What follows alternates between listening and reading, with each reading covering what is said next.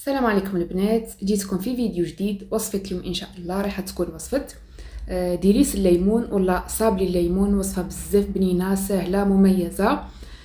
كنتو طلبتوا مني وصفة بذوق الليمون، وكنت ندير لكم ديجا صابليات بالليمون لكن بحشو كريمة الزبدة، لكن اليوم غيرت ودرت لكم حشو جديد بزاف بنين. نتمنى تجربوه. ودوكا نبداو نخدموا الكاطو تاعنا. هنا عندي 125 غرام من مارغرين ديما، هنا عندي صفار بيضاء، عندي ملعقة فقط سكر ناعم، وهنا عندي عطر زيت الليمون. عطر بزاف مليح، يعني من نهار اكتشفته وانا نخدم به. ماشي عطر الليمون الابيض، عطر زيت الليمون بزاف قوي وبنين ويمد بنا وريحه الكاطو تاعكم. اذا لقيتوه شروه. نجيو نخلطوا الكاطو تاعنا بالباتور مليح حتى نتحصلوا على قوام كريمي، ونجيو نلموا لاباط تاعنا. هنا عندي رشه خميره حوالي 2 غرام. اذا درتو 250 غرام مارغرين ديروا نص باكي خميره. ونجيو نلموا لاباط تاعنا بالفرينه، نلموها مليح حتى نتحصلوا على اون بات تكون حاكمه روحها، ما ديروهاش طريه، لازم تكون شوي ناشفه به الشكل تاعنا ما يفسدناش في الكوشه. هنا تبقاو تلموا في لاباط تاعكم.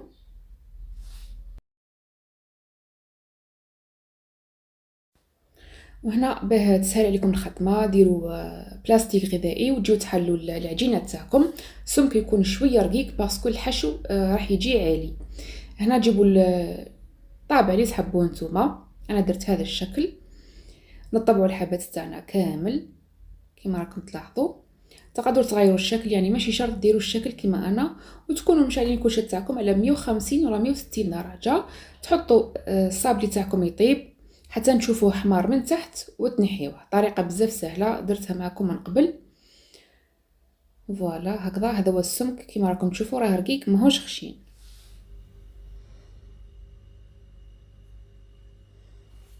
ودوكا نجيو نخدموا الحشو تاعنا. الحشو تاعنا واش عندي 100 غرام حليب نيستلي، وعندي 100 غرام حليب عادي كما راكم تلاحظوا. هذه الحشوه ما تخافوش ما تفزدش، خليوها فقط في الثلاجه ماهيش راح تفزد لكم. الحليب اديو 70 غرام ولا 100 غرام، يعني نفس النتيجه. عندي 100 غرام شوكولاته بيضاء، وهنا عندي عطر الليمون، عطر زيت الليمون عفوا. وهنا ديت ملعقه من مارغرين ديما باه الحشو تاعنا يجي بنين وباش يجينا طري. نخلطوهم مليح. ملاحظه فقط تقدروا تستغنوا على حليب المركز نيستلي وتعوضوه بالحليب عادي، يعني ديروا حوالي 200 غرام حليب. تخلطوا هذه المكونات مليح مع بعضهم وتحطوهم على النار حتى تذوب الشوكولا وتذوب الزبده. ونجيو نضيف لهم جوز الهند نواه كوكو حتى نتحصلوا على عجينه. فوالا، يعني كل ما كانش مقدار محدد باسكو كل نواه كوكو كيفاه. نتوما الا كان شريتو الخشينه ارحيوها. انا هنا اللي عندي رقيقه هايله، يعني ماهيش حتعبني. نتوما اذا شريتو الخشينه ارحيوها. هنا حتى نتحصلوا على عجينه تكون طريه، ما تكونش حاكمه روحها بزاف، ما تكونش طريه بزاف. شوفوا كما راكم تشوفوا هكذا، هذا هو القوام تاعها. هنا جيت نعطيت لكم طريقه تلوين النواه كوكو. الا حبيتوا ديروا تزيين كيما تسعي، ديروا كميه من نواه كوكو وديروا شويه من عطر الليمون الاصفر، وتجيو ديروا بهذه الحركه بيديكم كش راكم ديروا في البربوشه. حركوها مليح هكذا حتى اللون هذاك يدخل في النواه كوكو. هذه اضافه فقط اللي حبت تلون. وهنا نجيو نخدموا بالحشو تاعنا. الحشو تاعنا نخدموا به وهو دافي، ما تخليوهش يبرد تماما ولا يبات. اذا حابين تخدموا الكاطو ما تخدموش الحشو ليله من قبل، لازم يتخدم في نفس النهار اللي رايحين نطبعوه فيه. نجيو نحلوا لاباط تاعنا سمك شويه خشين، ونجيو نطبعوها بنفس الطابع اللي طبعنا به الصابلي. وتجيبوا اي دائره ولا المهم فكره تكون تقدروا ديروا بها فجوه في الوسط، ونجيو نحطوها كما راكم تشوفوا فوق الصابلي تاعنا. عفوا خطوه تحكم شويه ليد بصح معليش، النتيجه بزاف مليحه في الذوق والشكل. هكذا نبدلوا شويه على كريمه الزبده، يعني انا درت لكم من قبل صابلي الليمون بكريمه الزبده، حبيت نبدل الحشو. فوالا نهبطوهم هكذا. اللي تحب تخلي الحشو تاعها شويه جيري، يعني ما تنشفوش، وتخدم بلا بوشادو، يعني تجي ثاني سهله كيما تحبوا. هنا راني درت معكم حبه اخرى باه تفهموا. تحطوا الطابع وتحطوا في الوسط طابع اللي اصغر منه، باه الفجوه هذيك نعمروها بسوبر كريم ولا اي حشوه تكون بذوق الليمون.